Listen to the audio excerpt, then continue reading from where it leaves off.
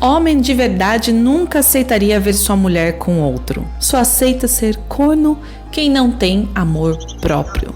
Será mesmo? Agora é só meu, sou o corno feliz. Levanta a cabeça, segue o coração. Ser feliz é a minha missão. Porque enquanto alguns vivem na angústia da traição, outros fazem disso um fetiche. O universo do cuckold da Hot Wife desafia tudo o que aprendemos sobre posse, desejo e prazer. O marido não só aceita, como deseja ver sua esposa com outro.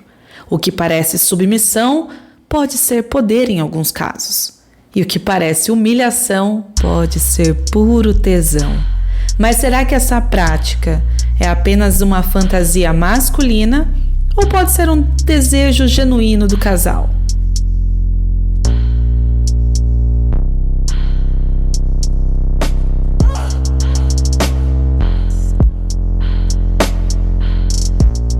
O prazer pode estar onde menos se espera. E se para alguns a ideia de ver a parceira com outro homem é um pesadelo, para outros é o auge da excitação.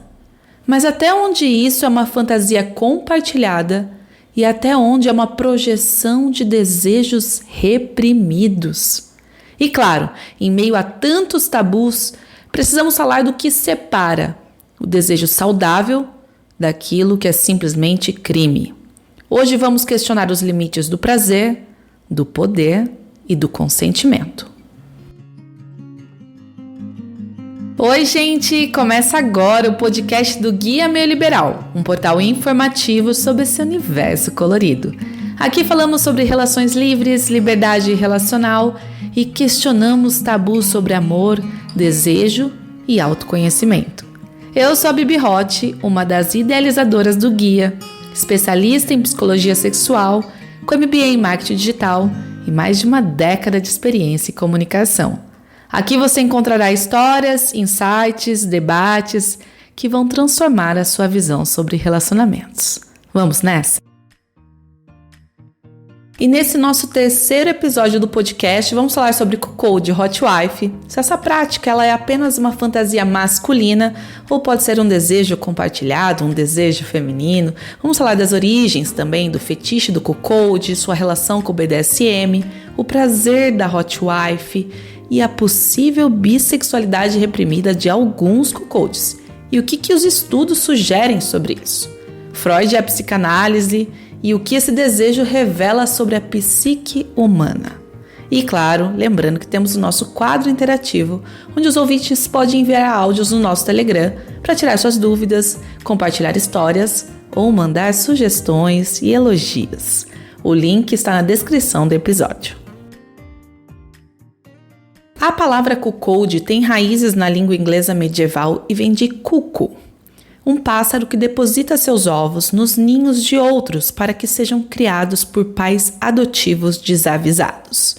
Desde o século XIII, a palavra é usada para se referir a maridos traídos. Nos tempos modernos, o termo foi ressignificado dentro da sexualidade e passou a descrever homens que encontram prazer em ver suas parceiras tendo relações com outros, com consentimento. E não para por aí. Dentro do BDSM, o cuckold muitas vezes envolve uma dinâmica de humilhação erótica, em que o marido assume um papel submisso, enquanto observa sua esposa ser desejada e possuída por outro homem. Mas nem todo cuckold está nesse lugar de submissão. Muitos são orquestradores do próprio prazer, sentindo excitação ao ver a esposa se tornando um objeto de desejo para outros. Polêmico ou não, contraditório ou não, a verdade é que os fetiches eles vão se transformando ao longo da história. Mesmo que a sua origem tenha fontes diferentes, hoje o meio liberal, as pessoas fazem mais o que elas gostam, o que elas sentem prazer e não necessariamente seguem uma liturgia, algo pautado exatamente na origem. Questionados ou não, eles seguem vivendo o seu prazer de forma livre e principalmente consensual.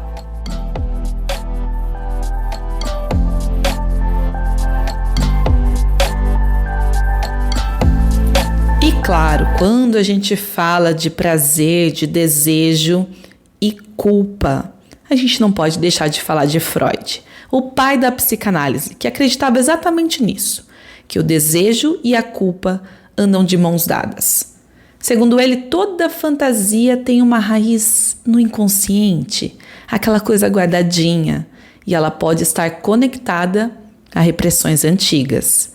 Na teoria freudiana, a excitação do cuckold poderia estar associada à exposição ao desejo proibido.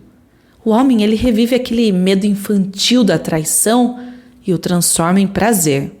Pode ainda estar ligado também ao voyeurismo, o prazer de observar que supera aquele desejo de participar. E o prazer na submissão. A sensação de perder a esposa para outro pode ativar zonas erógenas associadas à humilhação consentida. E é aqui que entramos na polêmica da possível bissexualidade reprimida de alguns cuckolds. Será que, no fundo, alguns cuckolds não sentem excitação pelo outro homem também? Estudos apontam que muitos homens que se identificam como cuckolds relatam sentir desejo pelo bull, o homem que se envolve com suas esposas. O prazer em ver o parceiro sexual de sua mulher pode, em alguns casos, esconder uma atração inconsciente pelo próprio rival.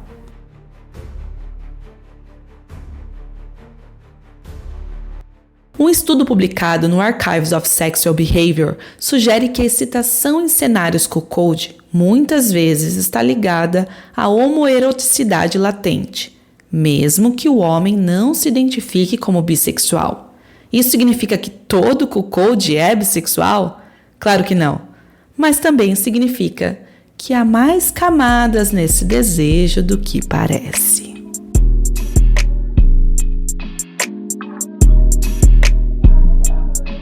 E a relação com o BDSM que todo mundo fala? Uns brigam que o cuckold hot wife eles não são do meio liberal, e outros dizem que sim, tem uma relação e que hoje todos vivem numa certa dinâmica que flertam e misturam todos.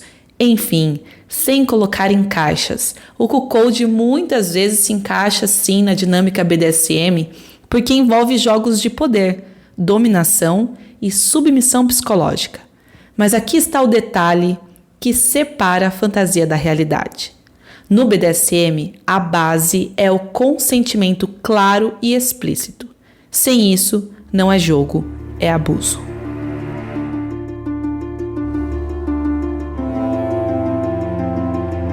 O que excita muitas pessoas nesse fetiche não é só o ato sexual, mas a dinâmica de poder que ele proporciona. O homem pode sentir prazer em ser inferiorizado, ou simplesmente se excitar ao ver sua esposa curtindo outro parceiro. E para algumas hot wives, existe um outro elemento poderoso, o prazer de ver o marido excitado pela sua excitação.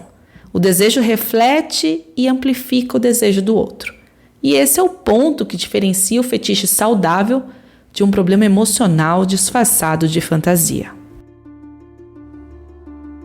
O caso de submissão química na França.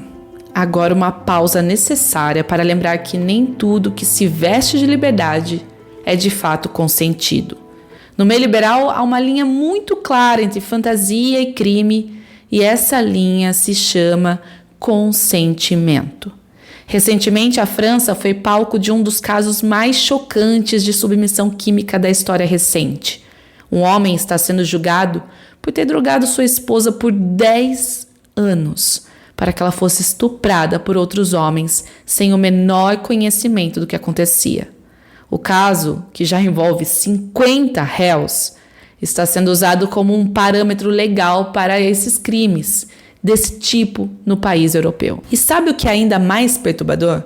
Muitos dos envolvidos alegaram que achavam estar apenas participando das fantasias de um casal liberal. Gente, se alguém está desacordado, isso não é fantasia, isso não é fetiche, isso é crime, isso é estupro. O julgamento desse crime deve durar 4 meses e abrir um precedente importante sobre submissão química e violência sexual. E esse é o tipo de notícia que precisa ser amplamente divulgada, porque o silêncio protege os agressores, nunca as vítimas. Se queremos um meio liberal mais saudável, a gente precisa falar sobre isso e entender de uma vez por todas que o prazer só é válido quando ele é compartilhado.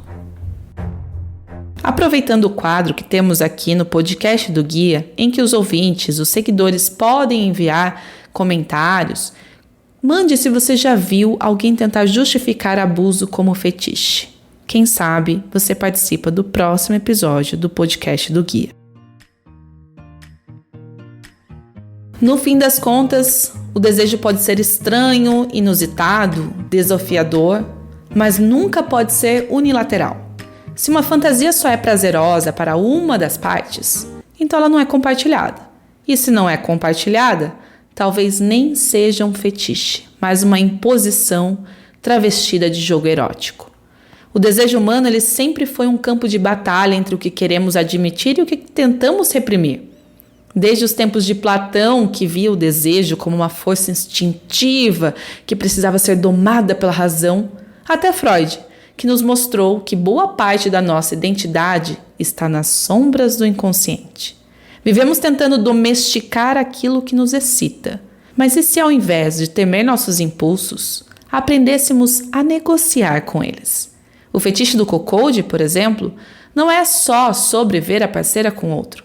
É um reflexo de hierarquias invisíveis, medos, inseguranças e desejos que nem sempre são claros para quem os sente. Nietzsche dizia que não há fatos, apenas interpretações. E a forma como olhamos para o desejo diz muito sobre o que acreditamos sobre liberdade e o que ainda carregamos de dogmas e repressão. Se um homem sente prazer ao ver sua mulher transando com outro, ele está sendo humilhado? Ou está exercendo a liberdade de se excitar com o que quiser? Se uma mulher encontra prazer em se sentir desejada por outros homens enquanto seu parceiro assiste, isso a torna menos comprometida? Isso significa que ela ama menos o seu parceiro? Ou pelo contrário, reforça a confiança entre o casal? A grande ironia é que passamos séculos tentando encaixar a sexualidade humana em uma caixinha moralista.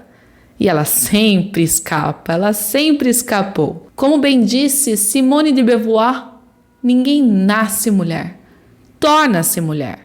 E talvez possamos dizer o mesmo do desejo. Ele não é um rótulo fixo, ele é um processo, uma construção, uma experiência que pode ser vivida, negada, reprimida ou transformada.